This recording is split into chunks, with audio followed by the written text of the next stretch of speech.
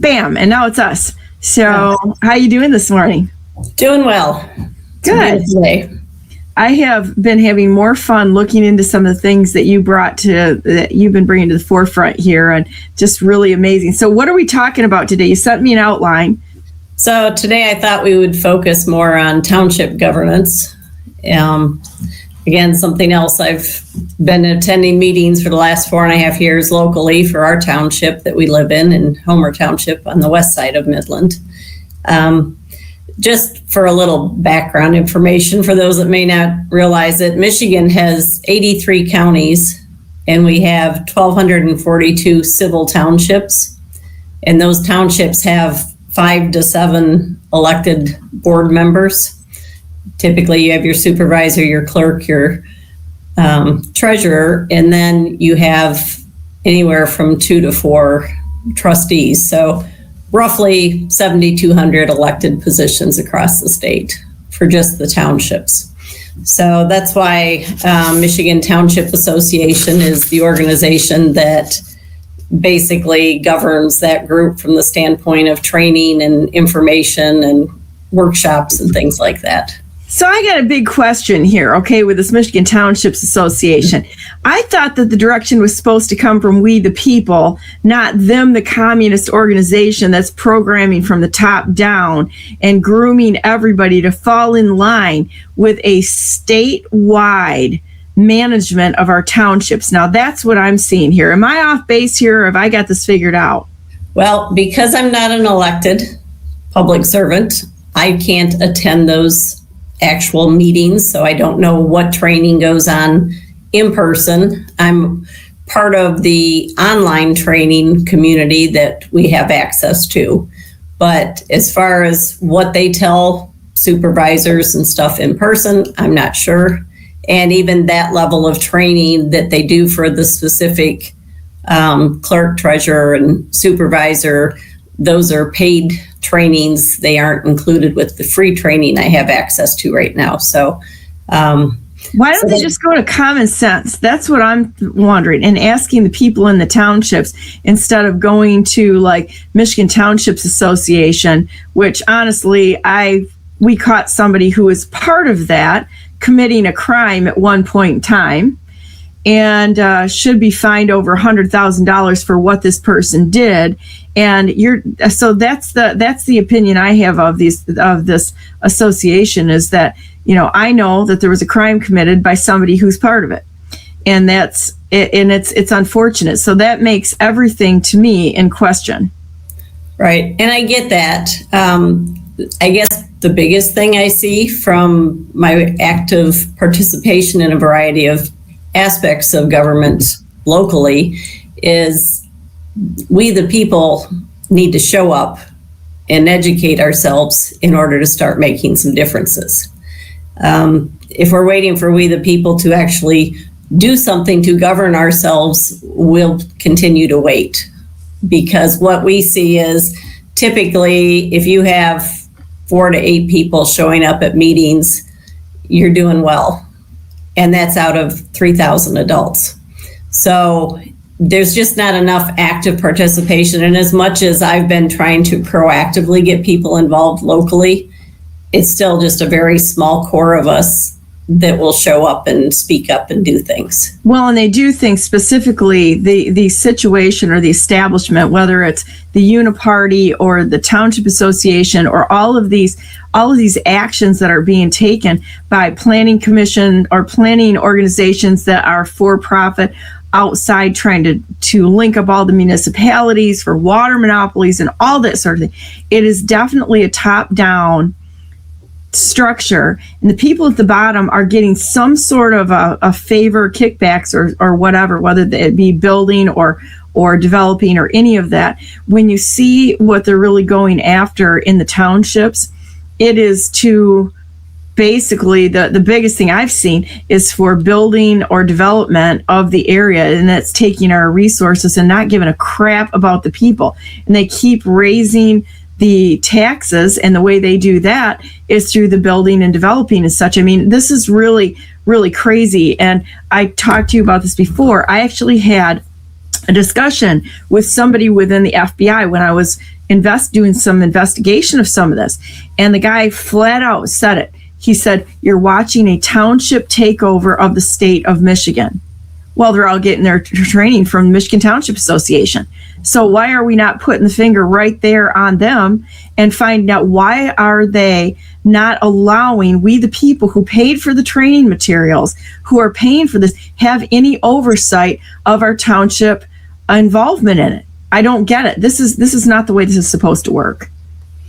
Right. And I agree that there are a lot of things that we don't quite have a grip on who's pulling the strings to do which parts in townships, whether it's the data centers or the other things being brought in and throughout the state. So, and for me, I try to focus on what I can do something about and have tried to teach myself so that I'm able to go in and speak with a little bit of knowledge. As I mentioned last week, that was one thing in the Constitution class. They said, get in and learn their rules and policies, because if we don't know those, then it's very difficult to help to enforce them.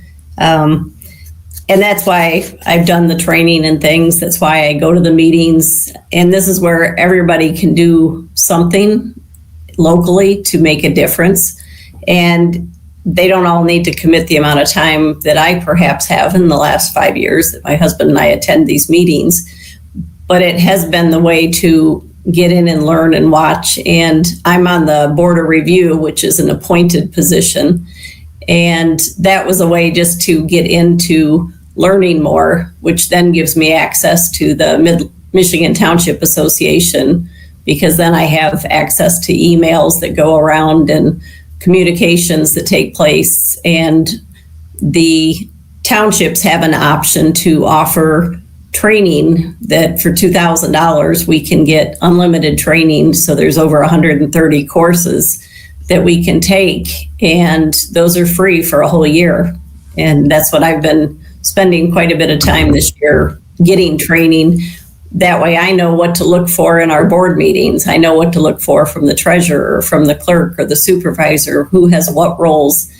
So it's there. I'm not sure how many in the township that are elected individuals have actually taken any of the training, which they're the ones that should be, because they're the ones that control the meetings. And but I'm trying to educate myself to at least be able to make public comments from an informed position about how things maybe should be done that I don't see being done a certain way. Yeah, it's always our involvement. You know, if we wait for somebody else to fix our problems, they're probably going to be people that are psychopaths that float to the top for self-enrichment. And we see that happening all over the place. So, I mean, the answer is us. It's not them. And when we step up and do our jobs, not based on money, but civic duty, because we love our neighbors, our family, God, and the gifts he's given us, then things get righted. So you want to go to I'm looking at your outline here. I love how organized you are. This is great, and it's easy to follow. So I appreciate you putting this stuff together so that I can have a little bit of direction here on the subject matter. All right. Well, I mean, one thing I mentioned last week's the Open Meeting Act, which is just an 8-page document. I recommend people to go out and get that off of the government site, and it will allow you then to find out what's required for meetings, the posting of meetings. They should be, if your township has a website, they should be posted on there so you know the schedule of those meetings. It also, if they have a special meeting, they are to notify the public at least 18 hours in advance. And there are certain meetings, like the annual budget meeting review and stuff, that they actually have to have a hearing and post it in the newspaper that they are going to be doing a budget meeting, a budget hearing, so that the public's informed. Of course, newspapers are not read as frequently as they used to be, so finding those public hearing notices are a little more difficult in most newspapers. So you do need to stay in touch, and it is to be posted on the website. So that's something that people need to be aware of. And anyone can record meetings. Like our township does not record or live stream their board meetings. They never have. And so that is something that about a year ago, I started recording the meetings, and we created a Facebook page so that I can post links to those videos so people that can't or aren't available to attend the meetings can go back and review the meeting later. Also allows us to highlight certain topics or issues and put a shorter video out just to let the community see that. So that is helping to inform a little more. And I know that's being done around the state. Other people have started recording more of their own meetings and putting them out for the public. And I think that's helpful. It's something townships could do, but it's okay. We set up a tripod and do our own recording and transfer it. And you are the news. So yes, so we inform the public, and that's been one of the goals, is how to communicate and broaden our reach within the township, because there really is no way that the township can communicate. They do a newsletter twice a year with the tax bill, and that's the communication. Of course, there's one problem with that, is all of those homes that are renters will never see those newsletters for the most part, because they go to the homeowner, not the current resident. Oh man, that's like all kinds of messed up. So yeah, here's your tax bill. We're screwing you, and now in the newsletter we're going to tell you that it's going to be fine. Just go with it, you know. Well, and there are things that are happening in the township that the local renter doesn't know about.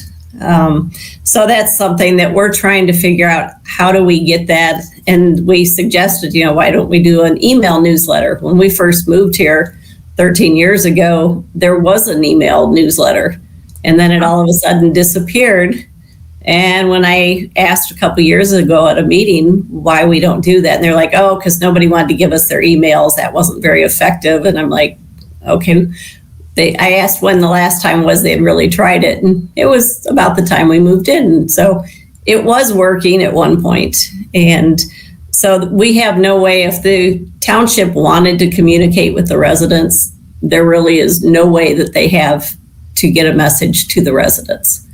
And so that's either. That's why we set up a Facebook page that's just, Friends of Homer Township. So we can let people in the public know about things going on. We tell them when meetings are happening or where there's an issue, and or if we're offering something new at the parks and things like that. So again, it's our attempt to make sure we keep people more informed if they choose to be.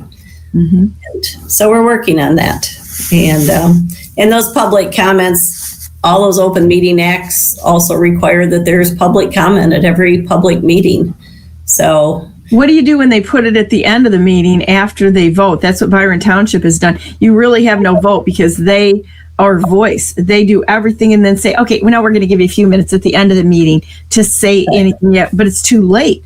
There's no input by the people at all. And those are things that the people can encourage change with, though, by making public comments, by talking to the board members. They don't care. Like in our case, we're very flexible in our township, which we really appreciate from our board, is we have public comment at the beginning, and then we have public comment on each vote that is taken throughout the meeting, and then we have public comment at the end, which is consistent with the way our county commissioners board also works. But that's something that, yes, I agree. There are some that do not do that. And I've sat in meetings where public comment only happens at the very end. So you never got a chance to have a response to anything. You have no chance to have a response if it's at the end. And that you have to look at that and say it's intentional. They know what they're doing, and they're not representing the people. So there are lots of instances of them shutting us up with no recourse. And then they run, as soon as the meeting ends, they run through the back door, because a lot of them don't want to face the people. It's done. We've decreed and we're out of here. And a lot of townships don't have regular office hours that you can even track people down from the township board to talk to them. Or in some cases, like I've run into, you can send emails and try to get a hold of people and they don't respond. So that is an issue. So I would just recommend first step is check out your township website, find out what's on there, look through the resources, the links, see how up to date they are. Do they have job descriptions? Do they have their ordinance posted and policies? And in our case, do they have things that they say they're going to do that they actually don't do? And that's where we hold them accountable by saying that might be an issue. And that was one of the things we ran into with the budget process last year when we attended, was the board voted to give themselves all a pay raise.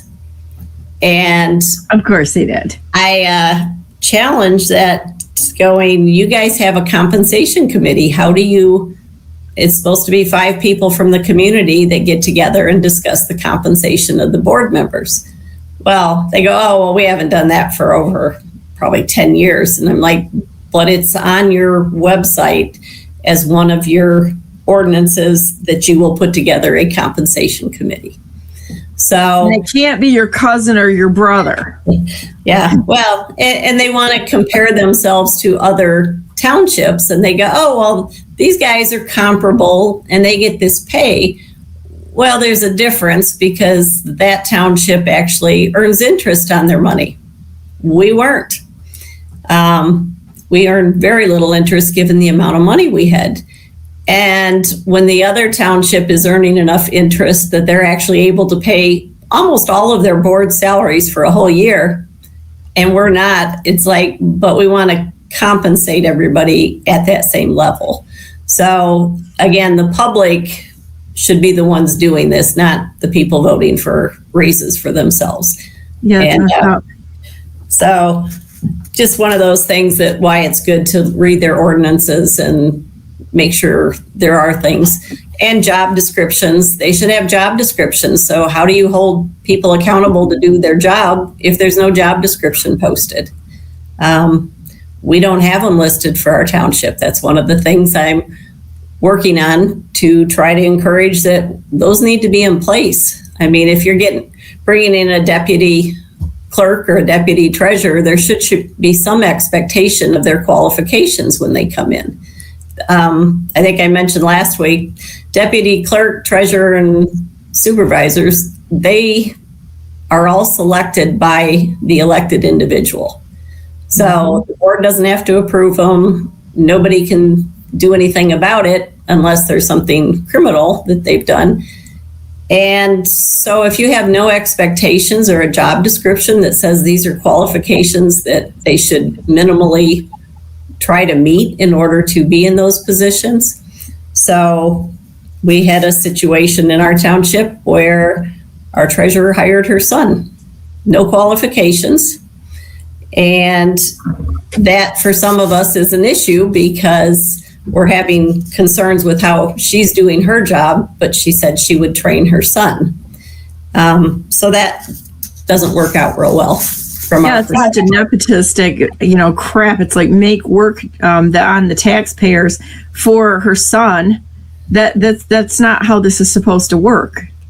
Well, I thought deputies might be a good way to help cross-train people that would perhaps take over the position when the current one stepped down or we rotate out. But I was told in our township that, no, I'm like, they go, that's not our concern. MTA will train whoever comes in. We don't need to worry about that. Oh, back to MTA. There you go. MTA. Oh. Just go ahead and put your whole family on the payroll here a minute because we're going to take care of you. And you just have to follow the communist plan here. And it doesn't matter. The people can't do anything anyway because we have pretended legislation to protect you. How'd I do? It is, it's a little backwards. And that's why sitting in these meetings for years now and watching and listening to this, we've learned a lot. Renita, you're very nice. You realize I would go in and say, what is this kind of bullshit going on here? Well, I mean, you're very nice about it, very nice about it, but it's like, yeah, I think a few mouthy people would probably be helpful to Renita out there. Well, I guess part of it is I like to provide some remedy and give people an opportunity to do the right thing. It's when you try to offer remedy, as I did in the school situation, and they refuse it, then it requires moving up to the next steps. Yeah. And which is why I ended up in the lawsuit issue. So I guess I approach it from that standpoint. I want to give them a remedy first and then give them an opportunity to correct their ways. Yeah, well, just for all of them out there, just so they know, remember what happened in the Revolutionary War. That's all I can say right now. The British stopped listening. The loyalists stopped listening to the patriots, and the people that are paying the bills usually ends poorly eventually. Well, we will do what we can in the meantime, and thankfully there are advancements taking place. I mean, we are making progress. They are making some changes.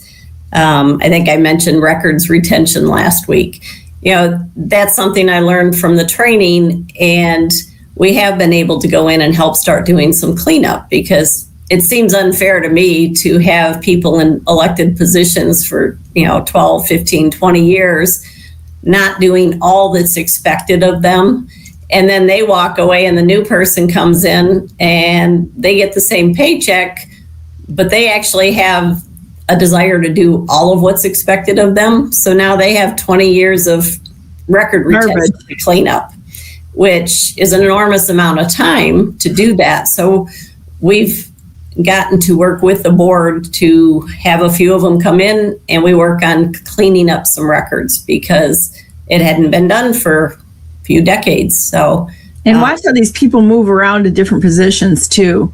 It's like they don't just stay in one. It's like, okay, special agent, subversionist, expert was going to sit in here at the supervisor level, and then guess what? We're going to shuffle them to another place here. And then, do you ever wonder how many pensions these guys are actually pulling down?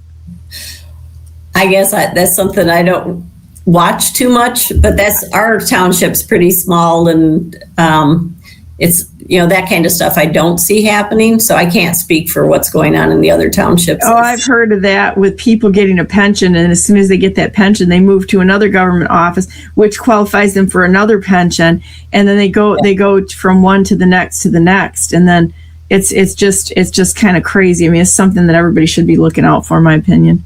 Well, I did income tax for about 10 years too, and for other people in companies, and can't say I saw too many people with multiple pensions. There were only a couple, and well, that's I did quite a few thousands worth of those tax returns. So good to know. Just another little hat I've worn over the years.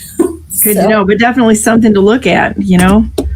So yeah, and then financial. Like right now, we're in the middle of a budget process because our fiscal year starts July 1st. So township has to have their budget reviewed and public hearing before the start of the next budget year. So ours will be taking place this month, and we have a meeting tomorrow night to finish up the budget process, which again, the public doesn't show up to. There are only a couple of us in our small group that show up and watch it. And there will be a public hearing next Wednesday at 7:00 before the regular meeting. Unfortunately, having the budget that is going to be approved out did not happen last year, which it's kind of odd that you can have a budget hearing but not have a budget. It is available if you asked, but it wasn't in a very clean form. So that's one of the suggestions I will make tomorrow night at the meeting, that we get our budget in a format that looks very professional and easily read by the public. So those are things, again, just to keep an ear for, to find out what's going on with the money in your township, how much is coming in, where is it being spent, what capital projects do they have going on, that type of stuff. So yeah, that'll be taking place soon. The other thing in terms of finances is the audit process, which I'm finding the audits tend to be more about crossing your T's and dotting your I's than actually monitoring for any significant issues or fraudulent type behaviors, because those aren't really part of the crossing the T's and dotting the I's. They frequently take place somewhere else and can be kind of lost in the numbers. So whether it's the school board or the townships, we did get a copy of an audit report for a couple of years, because we sat in a meeting, and at the end of the audit, the presenter added some additional comments. And then when I asked for a copy of the audit, I was like, where did those comments go? And they go, oh, that's a supplement to the audit. Yeah. And then I look at the supplement to the audit, and it basically said this isn't for public. And I was like, no, well, actually it is, because according to FOIA, anything they get is available to the public. So the fact that they even had that on their document was kind of interesting. But we started reading through it, and we noticed that there was a custodial credit risk, and it was for investments and deposits. And I was reading it, and you know how the banks have the 250,000 FDIC? FDIC, yeah. Well, so if a township has 3 banks, they basically only have 750,000 protected. So I was kind of curious. I'm like, well, what happens to all the rest of it? Because it basically says that the rest of your balance was exposed to custodial credit risk because it was uninsured and uncollateralized. And they took it? And or lost it? Or? They haven't lost it, but every audit report that I have looked at, because I had some people pull them from other townships, have that same statement in them. So basically, if there's a catastrophic financial crash of some sort, they're saying if you have $4 million, you have 750,000 protected, and the other is at risk of being lost. Okay. And so we asked at one of the board meetings, we're going, don't know how many of you have read this, and we found out actually pretty much nobody had read these audit reports. Now, this is something our township pays $11,000 for every year. Same company. Do you know what the company name is? Yeah, this is AHP. They, I thought they're a local company, but they've been doing ours for a long time. But they note on there that we consider the following deficiency in the township's internal control to be a material weakness. One of the required procedures outlined in the state of Michigan's accounting procedures manual for local units of governments in Michigan is that all cash accounts should be reconciled to their respective bank statements monthly. And so what's interesting is they have been written up for this for 4 or 5 years now. I told you there's a website that talks about where you can find your township audits, and you can actually go out to that and look at what your township has had for results in their audits. This deficiency letter was sent out to the township. They had 2 deficiencies. They only addressed one deficiency, and the other one they never responded to, even though the state says you have 2 weeks to respond to your deficiencies. And so that was the way I was like, well, that doesn't make any sense. What happens to deficiencies that they just don't do? Our reconciliation is, for the last few years I've been paying attention to it, has been 1 to 5 months behind. So for a law that says you are, for best practices, supposed to be doing this every month, I'm like, how do we get 2, 3, 4, 5 months behind and it's not an issue? And yet the auditor comes in and just notes it as a material deficiency. So I took our audit reports and I sent a copy of that along with my concerns and documentation of how far behind they were on reconciling their accounts. I sent it to the state treasury, and I got a nice little response that basically said, thank you for the information. We appreciate your concern, and we will contact your local governing body. So as a person in the public, they don't have to tell me anything. And I did follow up with my supervisor, and after a couple months, he had not heard any response to it.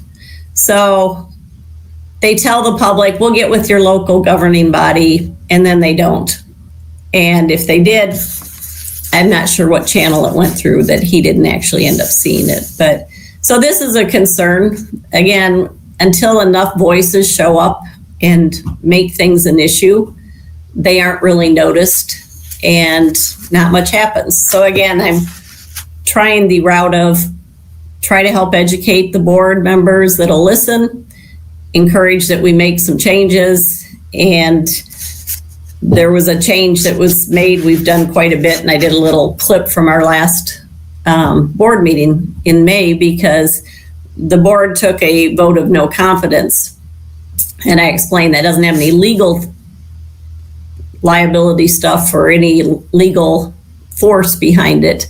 It's more just to let the community know that we don't have confidence. Not only were the accounts not being reconciled by the clerk and treasurer, the other thing is the treasurer is supposed to provide on a monthly basis a financial statement of the township monies. That's one of their main jobs. I have only seen one of those reports in the 4.5 years of attending these meetings. Wow. And the last one I saw was in January last year. So for 1.5 years, there's been no statements. So what I've been doing is FOIAing all the bank records so that I can put together my own financial statement to know what's going on with the monies for the township. And in doing that, that was when I realized that we had significant amount of money, a couple million, that was basically making no interest. So in fact, this one financial report from back in 2022, $4.5 million in the township, and they made $202 in interest. And that was a rather shocking thing for us to go, wait a minute, how do you have all that money and you don't make any interest? And the answer when we brought that up at a board meeting, the treasurer's response was that you don't make money on interest in checking. So we were like, well, should maybe we not have $1 million sitting in checking where we make no interest? That's like one of the dumbest responses a person could give. It was a little shocking that was an excuse, because I mean, I know we manage money in a way that we try to make interest, so we don't leave all of our money sitting in checking, or even a big portion of it. So there's a thing called Michigan Class that actually allows for much better interest. And so basically we just brought up the fact that we've lost maybe $100,000 in interest per year for the last couple of years, and probably much longer. So there comes this time when they get to the budget and they're discussing trash collection. And they're like, oh, we're not breaking even. We need to charge an extra $25 a year to all of the residents. Well, our trash collection's $25,000 a month for the whole township. So I'm looking at it going, $100,000 in interest would have paid 4 months of our trash collection for the whole township. And you didn't have a problem with losing that, but our trash has gone up 50% in the last 5 years. So my question is I would want to look at too, you said, you talked about the loss of interest, but I'm wondering if there's more to the story that needs to be investigated, not just incompetence, because it's just, they've all lost trust with me. I hate to say it, but I don't trust one thing that these people do. I don't think they are who they say they are. I think they've got other connections behind the scenes. We've got spouses that are working for questionable agencies, which are interacting with the townships and such. I mean, look at the spouses and you'll find out a lot of information. Just like Benson's husband the Secretary of State, is involved in commerce on the state's behalf. They're taking advantage of the position of their spouses. And so I'm not saying that anybody did. It's either one or the two, though. It's either gross negligence and incompetence, maladministration, and or to look out for the fiduciary responsibility of the township, or it's intentional, which goes into a real bad place. Right. Well, and there can be conflict of interest and other things going on. So, yeah. So that's part of, those are some of the things that we're trying to bring to the forefront. And again, FOIA is a way to get information on townships. If you're not seeing it on their website, is, if their financials aren't clear, you can FOIA. You can ask for copies of bank statements. You can look at information. One of the things when I did a FOIA last year for bank statements, I got the statements for July and August and found out that tax return or property tax statements went out 1st of July. People started paying them, dropping off checks and everything. There were no deposits that took place until the middle of August. So for 7 weeks, about money was coming into the township and the treasurer and deputy treasurer were not depositing them. Which brings a whole lot of other things up into question there too. So, and the public started having to make calls going, because other people actually reconcile their accounts on a regular basis. And they're like, why didn't my check process? It's been in there for weeks and weeks. And that was brought up at a township meeting. And the response was basically that, well, I don't, the mail can be tied up for 2 or 3 weeks before I get it and all this. And we're like, yeah, these are people that dropped them off in the box at the building. And the reality, if you're going to tell a lie, at least tell a good one instead of a childish one. That's ridiculous. Well, and that's what happened. I mean, it was like, no, these were checks that bottom line was she wasn't in the office and neither was her deputy because her son was with her. And therefore, the bank deposits did not take place. And that is one of their biggest months as a treasurer. And so they actually get a supplement from the state to the townships to help compensate treasurers because of all the work they're supposed to be doing in the summer. And we're like, wait, ours is on vacation for 6-7 weeks during that time. How is that working? I don't know what to say. So these are just things that's why we stand up, make comments, why we go and pull the financial documents so that we can see what's really going on. And some of it, so training is an interesting thing. Board of review, we have to get training every 2 years to continue to be on the board of review. For those that don't know, board of review is where you go if you have questions about your property tax, you question how much they are, your assessed value, your taxable value, and the board of review decides if they're going to make a change or not. And if they don't make a change you want, then you can move on to the next level. And so that we have to go to training every 2 years. But I find it interesting. I don't believe there is any mandatory training for our elected public servants. So they can get into the office and be in there for a decade or two, and they don't have to have refresh training. Because I'm like, these videos that I've been watching, even though MTA may have questionable things from your perspective, they do have decent training. And I'm like, if the individuals in these roles actually did the training and reviewed it, they would find out that what they're doing in their jobs, in a lot of cases, or at least in our township, they need to make changes because they're not doing it. And when I've asked people, they're like, well, that was how I was trained by my predecessor when I took office. Well, then that just, if they're not doing it right, you're now not doing it right for another generation of whoever's in that position. So I've tried to encourage that the board watch some of these videos because I think they would see, well, wait a minute, the treasurer is supposed to give us a report every month on the status of our finances. They actually had no idea they weren't making interest on their money because they never asked and they never saw it. And I know that sounds negligent, but I'm just like, so this is why I'm slowly trying to educate and encourage that some things change. And, same thing for some of the other positions. It's like, well, we didn't know there was a different way to do a budget process. This is just the way we've always done it. Yeah, there you go. There's the statement that comes out all the time. This is just the way it's done. This is the way that it's always done. This is what we do. This is our policy. Well, look at what they're doing with, you just brought up the Board of Review for the taxation. The taxation is totally unconstitutional. And, the people have absolutely just jumped on board and said, oh, yeah, I want a job here, and I'm going to do exactly what they tell me to do. And the problem is they're breaking the law. And they're breaking the law. The biggest thing that I think people need to remember is that they're taxing you on unrealized gain on when they do that. This is a taxation that they just make up.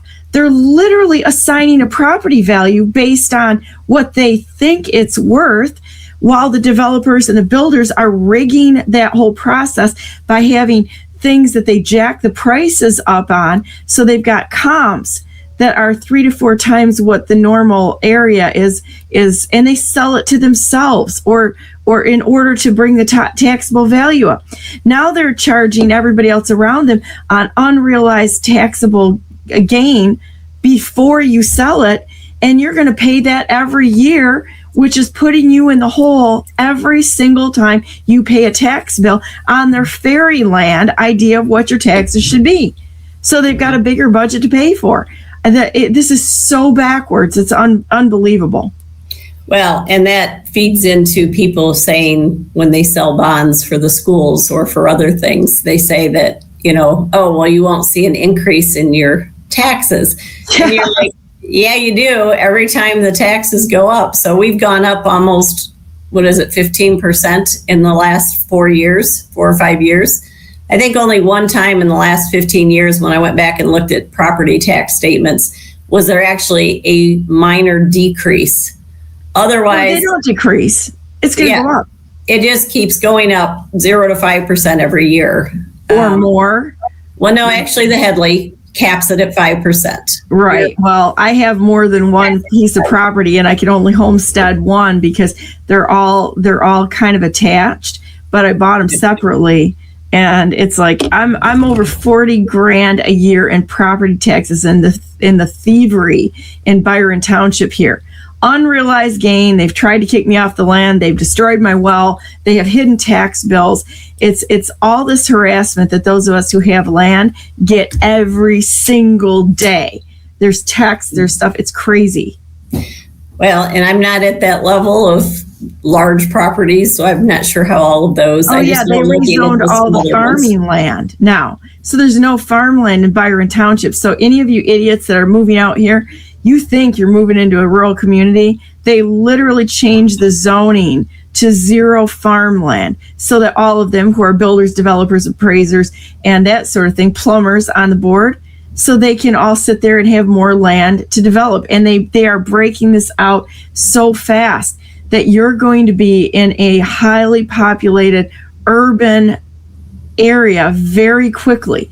And they're doing it everywhere because what they do, it's like the hungry caterpillar. It just keeps eating and eating and eating and eating and eating until they've taken up all the resources in the area. Then they're going to move to another one right next door, and they're going to tie it together. It's insane. Well, it is. There are a lot of different issues, and each township, I think, has their own little unique set. So there's some general topics that cover the elected people and then how things are managed in that township. Again, I read stuff online where I see some say things happen behind the scenes that they don't even know what's happening until there's a vote.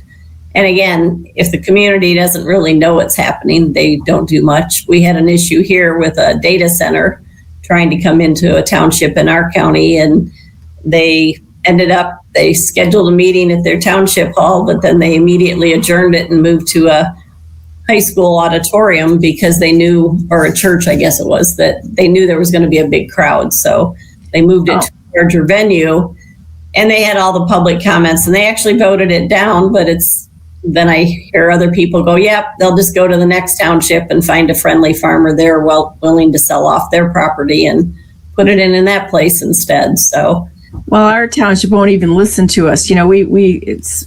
Expressed ourselves, and Don Tilma actually just stood right up. This project is going through, and you people can't stop it. The contempt of, and I mean, I think this is all stuff for people to watch, because we've got a mixed bag here. But if you're not involved, you don't see how bad it is, or the deficiencies in what they're running. And they're not, if they're in it for the take, if they're in it for commerce, you are not going to stop it by just showing up one time, and you're going to have to stay on them.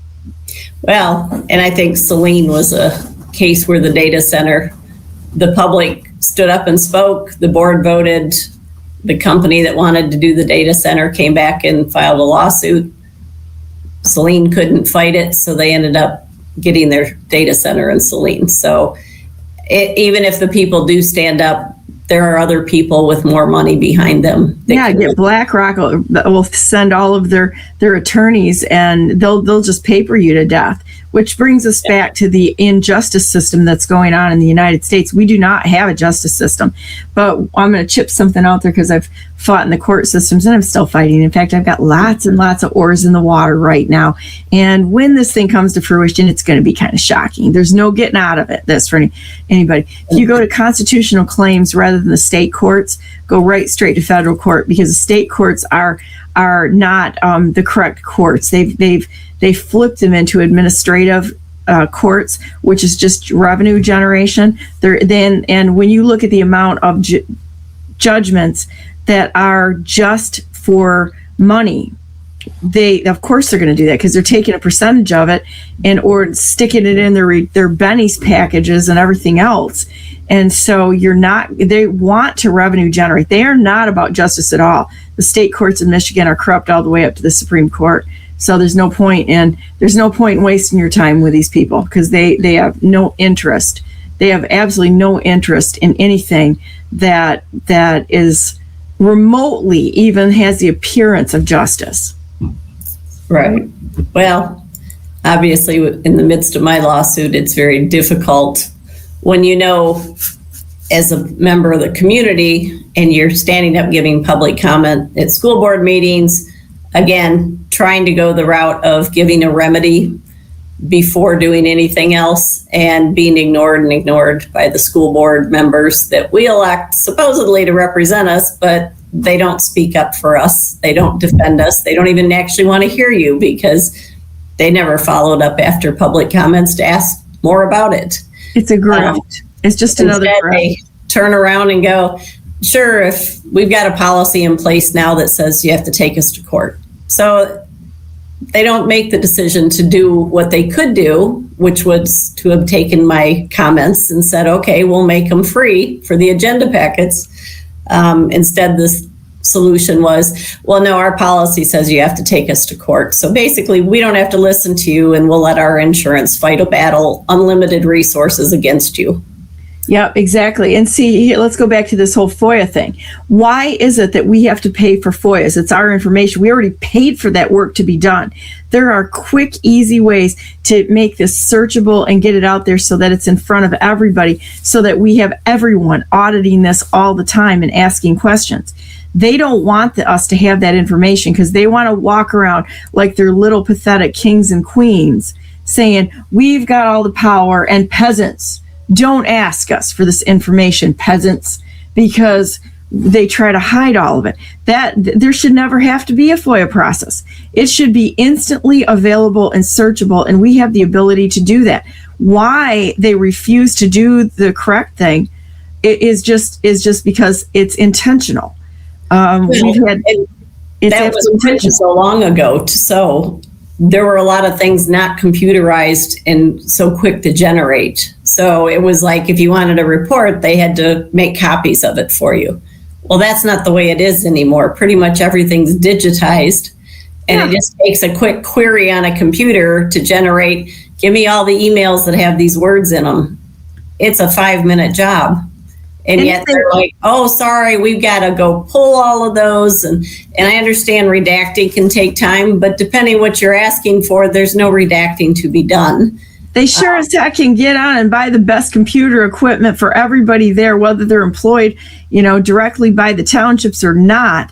They sure as heck know how to get it into their hands to make it, to make things easy. But when it comes to the records for us, let's just destroy all the election records, Jonathan Brader, who admitted to it in court, and all that sort of thing. We're just going to destroy those records. So because we just don't need to keep them anymore because it takes up so much space, that much space. And they can't keep it. It's because they're hiding it. Yep. Well, that's crazy. We keep trying. And I mean, I guess that's what I would recommend is people need to show up. They need to be consistent, and they need to train themselves in what is expected by law from these individuals so that you know whether or not they're actually following the law. And when they're not, you need to call them out on it, and hopefully they'll make some changes. But if they don't, then that's something that you then have to move and get a little more public. And we do have some recalls going on in our county because of excellent elected individuals that are not doing what they should be. And breaking the law. We have a right. And I mean, that's the thing, that when I talk to people elsewhere and I make a comment about the fact that our accounts aren't reconciled on a monthly basis, we can get 2 to 4 months behind. The immediate response is, so is there embezzlement going on? Because that's the assumed reason that you don't get your books done in a timely manner. And I've been involved in church finances, and we reconciled either the last day of the month or the first day of the next month. We didn't even cut another check until our books were reconciled. And in our township, they're writing checks 3, 4, 5 months. We actually haven't even, last I knew last week, had not even finished our audit, which began in August last year. Should have been done in November.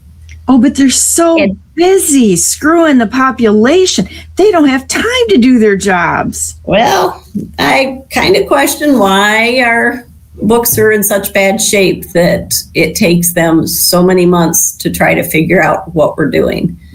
And again, it's township money.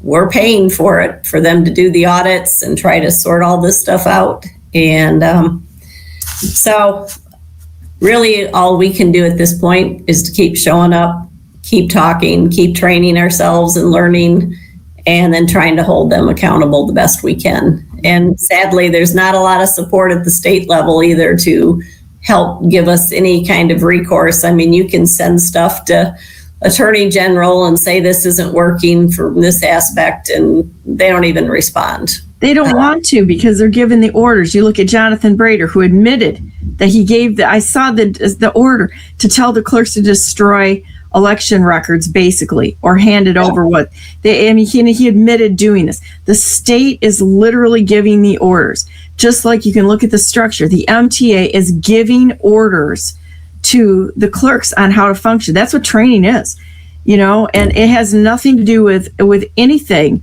other, that has to do with the public or the people paying the bills. They've stepped right over us, and they're ruling from above, which is unfortunately the Marxist way of doing things.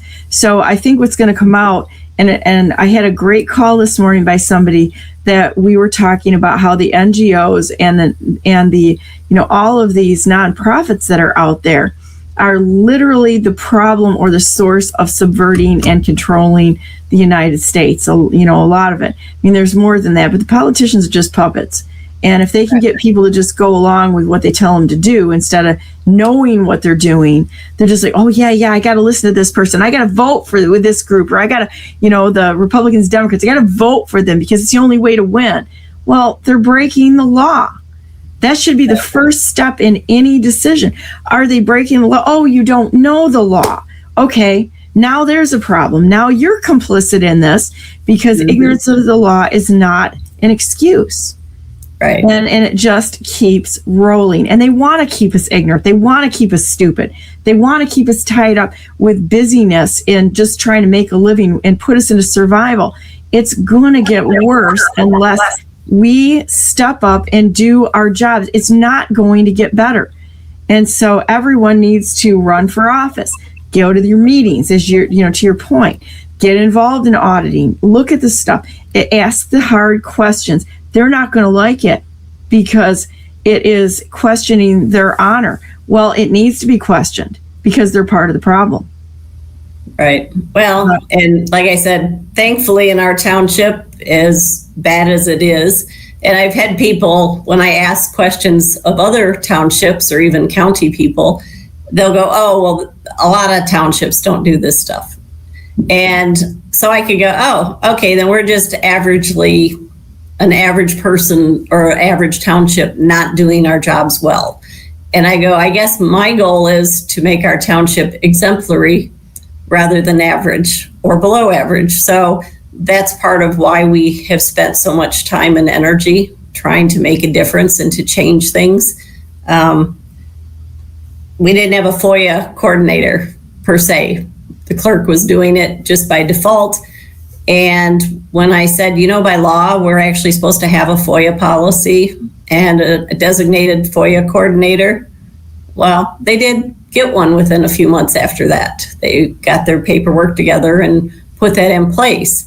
So it's little steps, and it's a very long, slow process, but it is making a difference. And so that's why I say, I know there's stuff that isn't the way we would like it from a control perspective from the state down, but locally, if you get into your township and can bring a few people with you to start stepping up. I mean, we always offer to help and do what we can. It's like, I don't want to tell them you got to do this and then not offer any assistance if I'm able. So we step up, like I said, records retention. We went in and spent 5 hours helping them sort through paperwork. And the other thing is we like to try to develop positive community things. So we started 4 years ago. This will be our 4th year of doing a community picnic for our township. And it's the first year we did it just volunteer.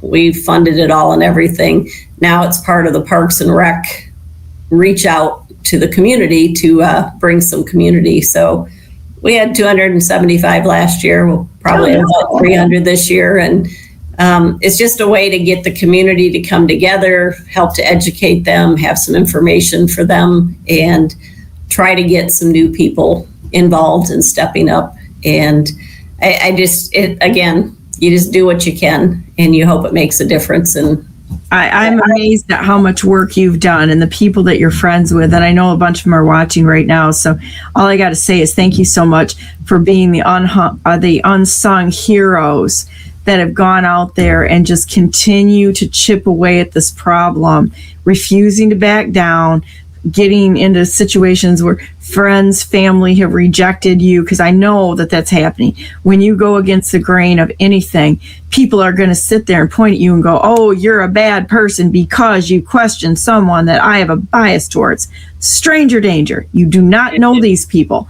And you guys just keep hammering it out. And all I can say is, thank you to you and everybody else out there that has put the time into this, and especially you, who has gone on. We've spent a lot of time talking on off camera, and I passed on some of your information to people that I know are the direct connection to the White House, and that sort of thing, so that they know what's going on. I was kind of helping with the Alberta independence movement. I was kind of getting stuff because I have direct connections to the White House, and I made sure that they had your information, because it's like they need to know the process.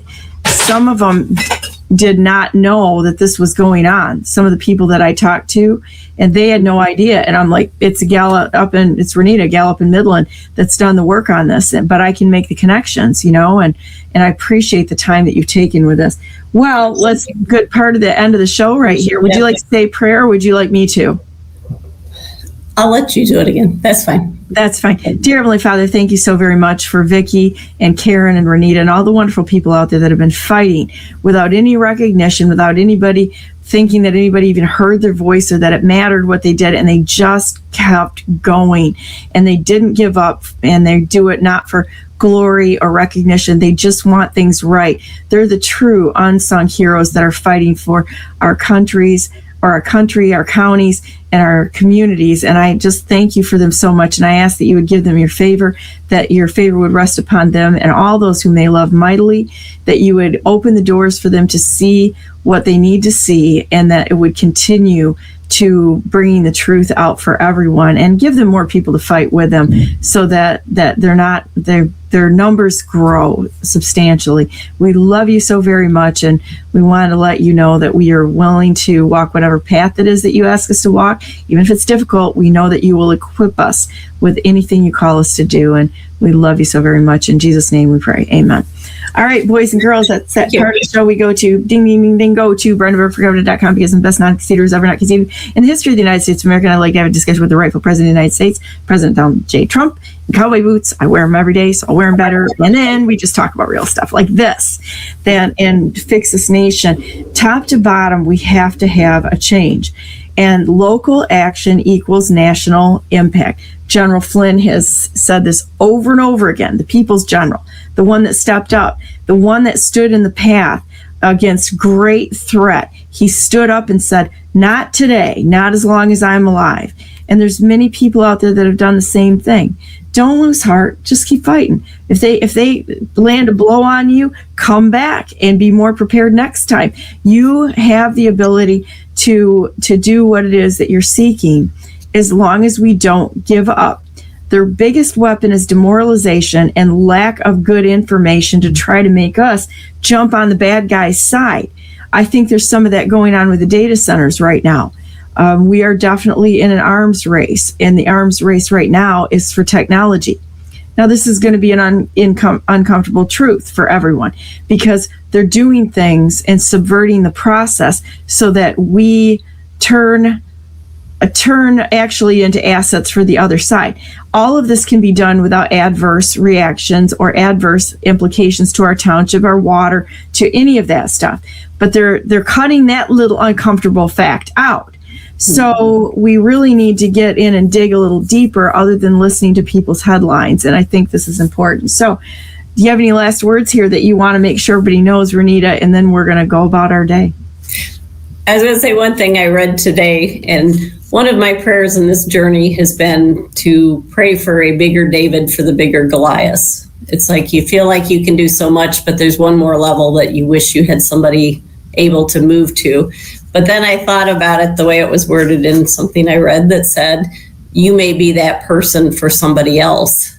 So we all are on a progression of how we are involved, and we each have different levels and different callings and giftings. So yeah, and it's like we're on the buddy system here. When somebody falls down or has something, get in there and help them, pull them up. It's like never go swimming alone. Hey, you're swimming right now. Yeah. So, don't try to do it alone. Bring your buddies with you, and you'll help each other. And it is a doable thing. It really is. So with that said, God bless you all. God bless all those whom you love. God bless America.